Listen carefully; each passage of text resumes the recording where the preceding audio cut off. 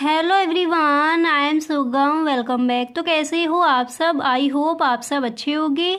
स्वागत है आप सभी का आपके अपने एसपी स्टडी यूट्यूब चैनल पर। तो गाइस, आज हम यहाँ पर देखने वाले हैं, जैसा कि आपने कहा था कि अर्थशास्त्र में जो आपका सेकेंड चैप्टर है उसका फुल सोल्यूशन दे दीजिए। ठीक है, तो यहाँ पर हम देखने वाले हैं सेकेंड चैप्टर में जो भी आपके इम्पोर्टेंट क्वेश्चन हैं उन सभी के बारे में यहाँ पर हम डिस्कस करेंगे। तो गाइस, इस वीडियो को आप पूरा देखें, वीडियो को आपको बिल्कुल भी स्किप नहीं करना है। ठीक है, तो पहले जो आपके ऑब्जेक्टिव क्वेश्चन दिए जाते हैं उनको देखेंगे, इसके बाद जो आपके सब्जेक्टिव क्वेश्चन हैं उनको देखेंगे। तो सेकेंड चैप्टर का आपका नेम क्या है? अर्थव्यवस्था एवं उसकी केंद्रीय समस्याएं। इस चैप्टर से आपके क्वेश्चन बोर्ड एग्जाम में आज किए जाते हैं। तो गाइस, इस वीडियो को आप एंड तक देखें। ठीक है, तो यहाँ पर आप देख सकते हो जो आपके एमसीक्यू क्वेश्चन दिए जाते हैं उसमें पहला प्रश्न है कि अर्थव्यवस्था की केंद्रीय समस्याएं कौन सी हैं। ये कई बार बोर्ड एग्जाम में पूछा गया है, आप पेपर उठाकर देखना। ठीक है, तो अर्थव्यवस्था की केंद्रीय समस्याएं कौन सी हैं? फर्स्ट नंबर पर ऑप्शन है साधन का आवंटन। इसी तरह से सेकंड नंबर पर ऑप्शन है साधन का कुशलतम उपयोग। नेक्स्ट है आर्थिक विकास। इसी तरह से अगला ऑप्शन है उपर्युक्त सभी। ठीक है, तो अर्थव्यवस्था की केंद्रीय समस्याएं कौन सी हैं? तो यहाँ पर जो आपका दिया गया है उपर्युक्त सभी, यही आपका हो जाएगा राइट ऑप्शन। ठीक है, अब इसी तरह से यहाँ पर देखिए, अब यहाँ पर नेक्स्ट आपका क्वेश्चन क्या दिया गया उसको देख लेते हैं। तो अगला प्रश्न है कि उत्पादन संभावना वक्र एक्स अक्ष की ओर नदोत्तर होती है या फिर अक्ष की ओर उन्नोत्तर होती है। नेक्स्ट ऑप्शन है अक्ष के समांतर होती है। इसी तरह से अगला ऑप्शन है अक्ष के लंबवत होती है। तो उत्पादन संभावना वक्र कैसा होता है? अक्ष की ओर नदोत्तर होती है। ठीक है, यानी जो आ नंबर पर ऑप्शन है यही आपका हो जाएगा राइट ऑप्शन। अब इसी तरह से यहाँ पर आप देख सकते हो जो आपका अगला प्रश्न है आपको कौन सा तैयार करना है। तो अगला प्रश्न यहाँ पर आपका दिया गया है कि साधनों के स्वामित्व के आधार पर अर्थव्यवस्थाएं होती है। केंद्रीकृत योजनाबद्ध अर्थव्यवस्था या फिर बाजार अर्थव्यवस्था। नेक्स्ट है मिश्रित अर्थव्यवस्था। अगला ऑप्शन है उपर्युक्त सभी। तो साधनों के स्वामित्व के आधार पर अर्थव्यवस्थाएं होती हैं, तो कैसी होती हैं? यानी आ नंबर पर ऑप्शन है ये भी आपका राइट है, बा नंबर पर दिया गया है ये भी राइट है, सा नंबर पर जो ऑप्शन है ये भी राइट है, यानी उपर्युक्त सभी। ठीक है, साधनों के स्वामित्व के आधार पर अर्थव्यवस्थाएं होती हैं, उपर्युक्त सभी जो ऑप्शन है राइट हो जाएगा। इसी तरह से यहाँ पर अगला प्रश्न आपका क्या दिया गया है उसको पढ़ लीजिए। तो नेक्स्ट है कि आर्थिक समस्या मूलतः किस तथ्य की समस्या है? चुनाव की, उपभोक्ता चयन की, फर्म चयन की, या फिर इनमें से कोई नहीं। तो आर्थिक समस्या मूलतः किस तथ्य की समस्या है? यहाँ पर जो आपका ऑप्शन फर्स्ट दिया गया है चुनाव की। ठीक है, यही आपका हो जाएगा राइट ऑप्शन। इसी तरह से यहाँ पर अगला प्रश्न है कि अर्थव्यवस्था को वर्गीकृत किया जा सकता है पूंजीवाद के रूप में, समाजवाद के रूप में, मिश्रित के रूप में, या फिर इनमें से सभी।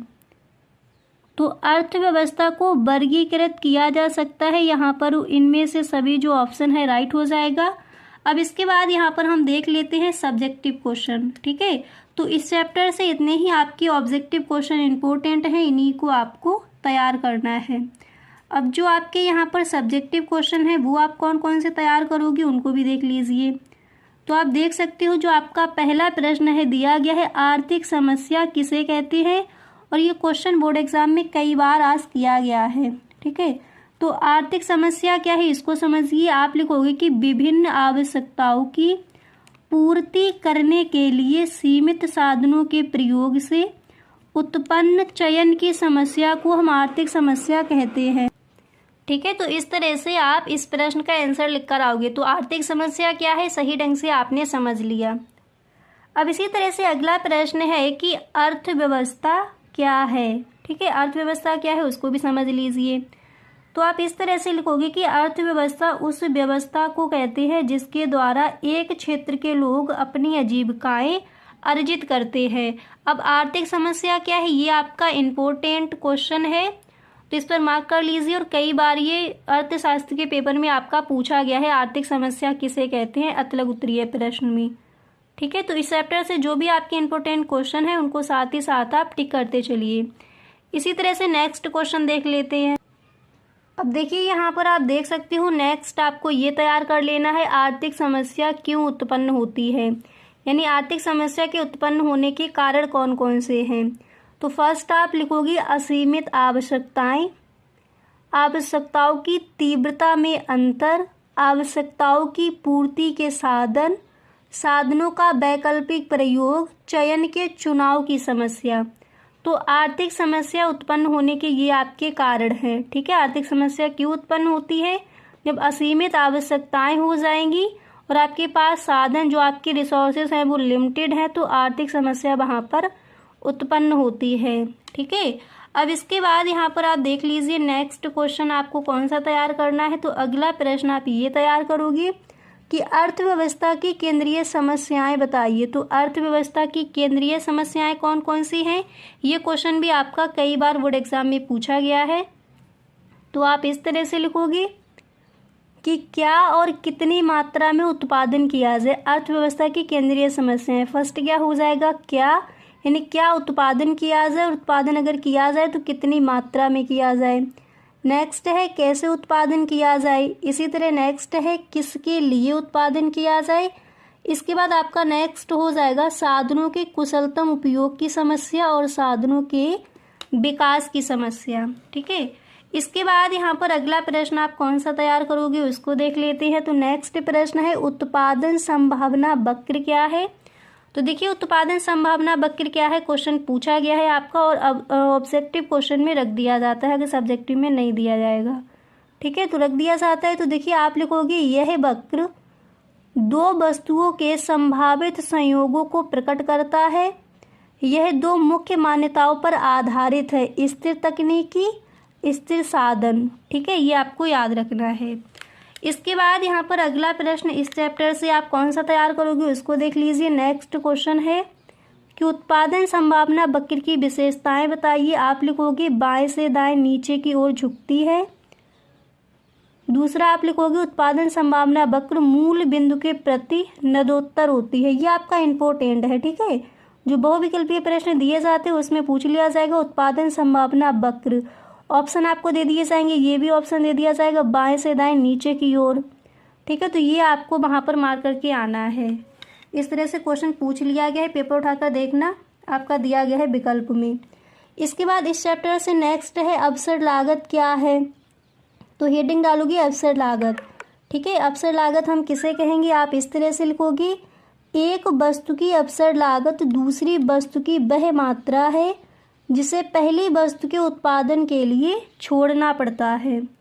ठीक है, तो यहाँ पर देखिए इसको आप देख चुके हो। अब इसी तरह से अगला प्रश्न कौन सा तैयार करना है उसको भी देख लेते हैं। तो यहाँ पर आप देख सकते हो जो आपका नेक्स्ट क्वेश्चन है आप कौन सा तैयार करोगे। देखिए अब यहाँ पर जो आपका अगला प्रश्न है आप तैयार करोगे सीमांत अवसर लागत क्या होती है। अतलग उत्तरीय प्रश्न में क्वेश्चन पूछा जाता है सीमांत अवसर लागत क्या है। ठीक है, तो वहाँ पर देखिए आप इस तरह से लिख कर आओगे सीमांत अवसर लागत की जो परिभाषा है आपको लिखना है कि एक वस्तु की सीमांत अवसर लागत किसी वस्तु की वह मात्रा है जिसे पहली वस्तु की एक अतिरिक्त इकाई का उत्पादन करने के लिए छोड़ना पड़ता है। ठीक है, तो सीमांत अवसर लागत क्या है, आई होप आपको समझ आ गया होगा। आप देख सकते हो इस तरह से आपको लिखना है। अब यहाँ पर अगर आपको स्क्रीनशॉट लेना है इन क्वेश्चंस का तो आप स्क्रीनशॉट भी ले सकते हो। पहले जो आपके ऑब्जेक्टिव क्वेश्चन है उनका ले लीजिए।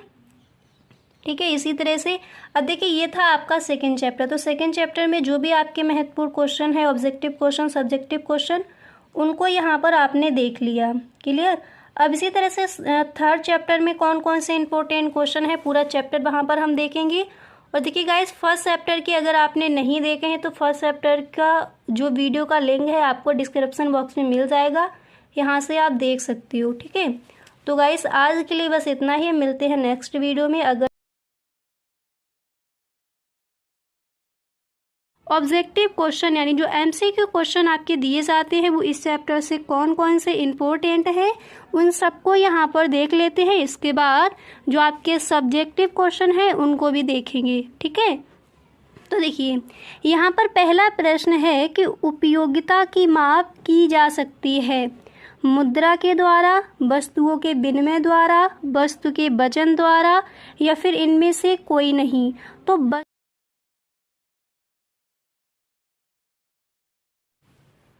हेलो एवरीवन, आई एम सुगम, वेलकम बैक। तो कैसे हो आप सब? आई होप आप सब अच्छे होंगे। स्वागत है आप सभी का आपके अपने एसपी स्टडी यूट्यूब चैनल पर। तो गाइस आज हम यहाँ पर देखने वाले हैं, जैसा कि आपने कहा था कि अर्थशास्त्र में जो आपका सेकेंड चैप्टर है उसका फुल सोल्यूशन दे दीजिए, ठीक है। तो यहाँ पर हम देखने वाले हैं सेकेंड चैप्टर में जो भी आपके इम्पोर्टेंट क्वेश्चन हैं उन सभी के बारे में यहाँ पर हम डिस्कस करेंगे। तो गाइस इस वीडियो को आप पूरा देखें, वीडियो को आपको बिल्कुल भी स्किप नहीं करना है, ठीक है। तो पहले जो आपके ऑब्जेक्टिव क्वेश्चन दिए जाते हैं उनको देखेंगे, इसके बाद जो आपके सब्जेक्टिव क्वेश्चन हैं उनको देखेंगे। तो सेकेंड चैप्टर का आपका नेम क्या है? अर्थव्यवस्था एवं उसकी केंद्रीय समस्याएं। इस चैप्टर से आपके क्वेश्चन बोर्ड एग्जाम में आज किए जाते हैं। तो गाइस इस वीडियो को आप एंड तक देखें, ठीक है। तो यहाँ पर आप देख सकते हो जो आपके एमसीक्यू क्वेश्चन दिए जाते हैं उसमें पहला प्रश्न है कि अर्थव्यवस्था की केंद्रीय समस्याएं कौन सी हैं। ये कई बार बोर्ड एग्जाम में पूछा गया है, आप पेपर उठाकर देखना, ठीक है। तो अर्थव्यवस्था की केंद्रीय समस्याएं कौन सी हैं? फर्स्ट नंबर पर ऑप्शन है साधन का आवंटन। इसी तरह से सेकंड नंबर पर ऑप्शन है साधन का कुशलतम उपयोग। नेक्स्ट है आर्थिक विकास। इसी तरह से अगला ऑप्शन है उपर्युक्त सभी, ठीक है। तो अर्थव्यवस्था की केंद्रीय समस्याएं कौन सी हैं? तो यहाँ पर जो आपका दिया गया है उपर्युक्त सभी, यही आपका हो जाएगा राइट ऑप्शन, ठीक है। अब इसी तरह से यहाँ पर देखिए, अब यहाँ पर नेक्स्ट आपका क्वेश्चन क्या दिया गया उसको देख लेते हैं। तो अगला प्रश्न है कि उत्पादन संभावना वक्र एक्स अक्ष की ओर नदोत्तर होती है या फिर अक्ष की ओर उन्नोत्तर होती है। नेक्स्ट ऑप्शन है अक्ष के समांतर होती है। इसी तरह से अगला ऑप्शन है अक्ष के लंबवत होती है। तो उत्पादन संभावना वक्र कैसा होता है? अक्ष की ओर नदोत्तर होती है, ठीक है। यानी जो आ नंबर पर ऑप्शन है यही आपका हो जाएगा राइट ऑप्शन। अब इसी तरह से यहाँ पर आप देख सकती हो जो आपका अगला प्रश्न है आपको कौन सा तैयार करना है। तो अगला प्रश्न यहाँ पर आपका दिया गया है कि साधनों के स्वामित्व के आधार पर अर्थव्यवस्थाएं होती है केंद्रीकृत योजनाबद्ध अर्थव्यवस्था या फिर बाजार अर्थव्यवस्था। नेक्स्ट है मिश्रित अर्थव्यवस्था। अगला ऑप्शन है उपर्युक्त सभी। तो साधनों के स्वामित्व के आधार पर अर्थव्यवस्थाएं होती हैं तो कैसी होती हैं? यानी आ नंबर पर ऑप्शन है ये भी आपका राइट है, बा नंबर पर दिया गया है ये भी राइट है, सा नंबर पर जो ऑप्शन है ये भी राइट है, यानी उपर्युक्त सभी, ठीक है। साधनों के स्वामित्व के आधार पर अर्थव्यवस्थाएं होती हैं, उपर्युक्त सभी जो ऑप्शन है राइट हो जाएगा। इसी तरह से यहाँ पर अगला प्रश्न आपका क्या दिया गया है उसको पढ़ लीजिए। तो नेक्स्ट है कि आर्थिक समस्या मूलतः किस तथ्य की समस्या है? चुनाव की, उपभोक्ता चयन की, फर्म चयन की या फिर इनमें से कोई नहीं। तो आर्थिक समस्या मूलतः किस तथ्य की समस्या है? यहाँ पर जो आपका ऑप्शन फर्स्ट दिया गया है चुनाव की, ठीक है, यही आपका हो जाएगा राइट ऑप्शन। इसी तरह से यहाँ पर अगला प्रश्न है कि अर्थव्यवस्था को वर्गीकृत किया जा सकता है पूंजीवाद के रूप में, समाजवाद के रूप में, मिश्रित के रूप में या फिर इनमें से सभी। तो अर्थव्यवस्था को वर्गीकृत किया जा सकता है, यहाँ पर इनमें से सभी जो ऑप्शन है राइट हो जाएगा। अब इसके बाद यहाँ पर हम देख लेते हैं सब्जेक्टिव क्वेश्चन, ठीक है। तो इस चैप्टर से इतने ही आपके ऑब्जेक्टिव क्वेश्चन इंपॉर्टेंट हैं, इन्हीं को आपको तैयार करना है। अब जो आपके यहाँ पर सब्जेक्टिव क्वेश्चन है वो आप कौन कौन से तैयार करोगे उनको भी देख लीजिए। तो आप देख सकते हो जो आपका पहला प्रश्न है दिया गया है आर्थिक समस्या किसे कहते हैं, और ये क्वेश्चन बोर्ड एग्जाम में कई बार आज किया गया है, ठीक है। तो आर्थिक समस्या क्या है इसको समझिए। आप लिखोगे कि विभिन्न आवश्यकताओं की पूर्ति करने के लिए सीमित साधनों के प्रयोग से उत्पन्न चयन की समस्या को हम आर्थिक समस्या कहते हैं, ठीक है। तो इस तरह से आप इस प्रश्न का आंसर लिखकर आओगे। तो आर्थिक समस्या क्या है सही ढंग से आपने समझ लिया। अब इसी तरह से अगला प्रश्न है कि अर्थव्यवस्था क्या है, ठीक है। अर्थव्यवस्था क्या है उसको भी समझ लीजिए। तो आप इस तरह से लिखोगे कि अर्थव्यवस्था उस व्यवस्था को कहते हैं जिसके द्वारा एक क्षेत्र के लोग अपनी आजीविकाएं अर्जित करते हैं। अब आर्थिक समस्या क्या है, ये आपका इम्पोर्टेंट क्वेश्चन है, तो इस पर मार्क कर लीजिए। और कई बार ये अर्थशास्त्र के पेपर में आपका पूछा गया है, आर्थिक समस्या किसे कहते हैं, अतलग उत्तरीय प्रश्न में। ठीक है, तो इस चैप्टर से जो भी आपके इम्पोर्टेंट क्वेश्चन है उनको साथ ही साथ आप टिक करते चलिए। इसी तरह से नेक्स्ट क्वेश्चन देख लेते हैं। अब देखिए यहाँ पर आप देख सकते हो, नेक्स्ट आपको ये तैयार कर लेना है, आर्थिक समस्या क्यों उत्पन्न होती है, यानी आर्थिक समस्या के उत्पन्न होने के कारण कौन कौन से हैं। तो फर्स्ट आप लिखोगे असीमित आवश्यकताएं, आवश्यकताओं की तीव्रता में अंतर, आवश्यकताओं की पूर्ति के साधन, साधनों का वैकल्पिक प्रयोग, चयन के चुनाव की समस्या। तो आर्थिक समस्या उत्पन्न होने के ये आपके कारण हैं। ठीक है, आर्थिक समस्या क्यों उत्पन्न होती है, जब असीमित आवश्यकताएं हो जाएंगी और आपके पास साधन जो आपके रिसोर्सेस हैं वो लिमिटेड है, तो आर्थिक समस्या वहाँ पर उत्पन्न होती है। ठीक है, अब इसके बाद यहाँ पर आप देख लीजिए नेक्स्ट क्वेश्चन आपको कौन सा तैयार करना है। तो अगला प्रश्न आप ये तैयार करोगे कि अर्थव्यवस्था की केंद्रीय समस्याएं बताइए। तो अर्थव्यवस्था की केंद्रीय समस्याएं कौन कौन सी हैं, ये क्वेश्चन भी आपका कई बार बोर्ड एग्जाम में पूछा गया है। तो आप इस तरह से लिखोगे कि क्या और कितनी मात्रा में उत्पादन किया जाए, अर्थव्यवस्था की केंद्रीय समस्याएं। फर्स्ट क्या हो जाएगा, क्या, यानी क्या उत्पादन किया जाए, और उत्पादन अगर किया जाए तो कितनी मात्रा में किया जाए। नेक्स्ट है कैसे उत्पादन किया जाए। इसी तरह नेक्स्ट है किसके लिए उत्पादन किया जाए।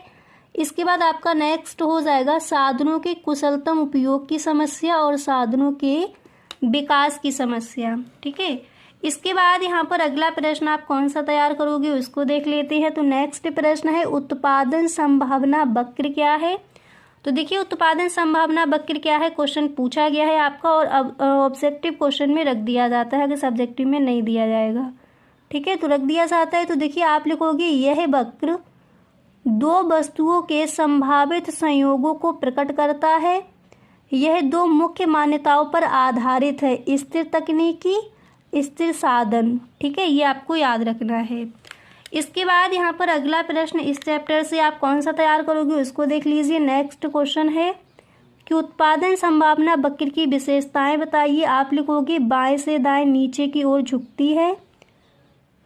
दूसरा आप लिखोगे उत्पादन संभावना वक्र मूल बिंदु के प्रति नदोत्तर होती है। ये आपका इम्पोर्टेंट है। ठीक है, जो बहुविकल्पीय प्रश्न दिए जाते हैं उसमें पूछ लिया जाएगा उत्पादन संभावना वक्र। ऑप्शन आपको दे दिए जाएंगे, ये भी ऑप्शन दे दिया जाएगा बाएं से दाएं नीचे की ओर। ठीक है, तो ये आपको वहाँ पर मार्क करके आना है। इस तरह से क्वेश्चन पूछ लिया गया है, पेपर उठाकर देखना, आपका दिया गया है विकल्प में। इसके बाद इस चैप्टर से नेक्स्ट है अवसर लागत क्या है। तो हेडिंग डालोगी अवसर लागत। ठीक है, अवसर लागत हम किसे कहेंगे, आप इस तरह से लिखोगी एक वस्तु की अवसर लागत दूसरी वस्तु की वह मात्रा है जिसे पहली वस्तु के उत्पादन के लिए छोड़ना पड़ता है। ठीक है, तो यहाँ पर देखिए इसको आप देख चुके हो। अब इसी तरह से अगला प्रश्न कौन सा तैयार करना है उसको भी देख लेते हैं। तो यहाँ पर आप देख सकते हो जो आपका नेक्स्ट क्वेश्चन है आप कौन सा तैयार करोगे। देखिए अब यहाँ पर जो आपका अगला प्रश्न है आप तैयार करोगे सीमांत अवसर लागत क्या होती है। अतलग उत्तरीय प्रश्न में क्वेश्चन पूछा जाता है सीमांत अवसर लागत क्या है। ठीक है, तो वहाँ पर देखिए आप इस तरह से लिख कर आओगे सीमांत अवसर लागत की जो परिभाषा है आपको लिखना है कि एक वस्तु की सीमांत अवसर लागत किसी वस्तु की वह मात्रा है जिसे पहली वस्तु की एक अतिरिक्त इकाई का उत्पादन करने के लिए छोड़ना पड़ता है। ठीक है, तो सीमांत अवसर लागत क्या है, आई होप आपको समझ आ गया होगा। आप देख सकते हो इस तरह से आपको लिखना है। अब यहाँ पर अगर आपको स्क्रीनशॉट लेना है इन क्वेश्चंस का तो आप स्क्रीनशॉट भी ले सकते हो। पहले जो आपके ऑब्जेक्टिव क्वेश्चन है उनका ले लीजिए। ठीक है, इसी तरह से अब देखिए ये था आपका सेकंड चैप्टर। तो सेकंड चैप्टर में जो भी आपके महत्वपूर्ण क्वेश्चन है ऑब्जेक्टिव क्वेश्चन सब्जेक्टिव क्वेश्चन उनको यहाँ पर आपने देख लिया। क्लियर। अब इसी तरह से थर्ड चैप्टर में कौन कौन से इंपॉर्टेंट क्वेश्चन है पूरा चैप्टर वहाँ पर हम देखेंगे। और देखिए गाइस फर्स्ट चैप्टर की अगर आपने नहीं देखे हैं तो फर्स्ट चैप्टर का जो वीडियो का लिंक है आपको डिस्क्रिप्शन बॉक्स में मिल जाएगा, यहाँ से आप देख सकते हो। ठीक है, तो गाइस आज के लिए बस इतना ही, मिलते हैं नेक्स्ट वीडियो में। अगर सच में आपको ये वीडियो अच्छा लगा है तो आप इस वीडियो को एक लाइक कर दें और अपने सभी दोस्तों में एक बार वीडियो को आप शेयर ज़रूर करें, ठीक है। तो तीसरा चैप्टर हम देखेंगे नेक्स्ट वीडियो में। इसी तरह से गाइस रोज़ाना आपको क्लासेस लेनी है। अर्थशास्त्र के पेपर में आपका एक भी नंबर नहीं छूटेगा अगर इस तरह से आप अपनी तैयारी करोगी। क्लियर? तो गाइस मिलते हैं नेक्स्ट वीडियो में। Thank you so much.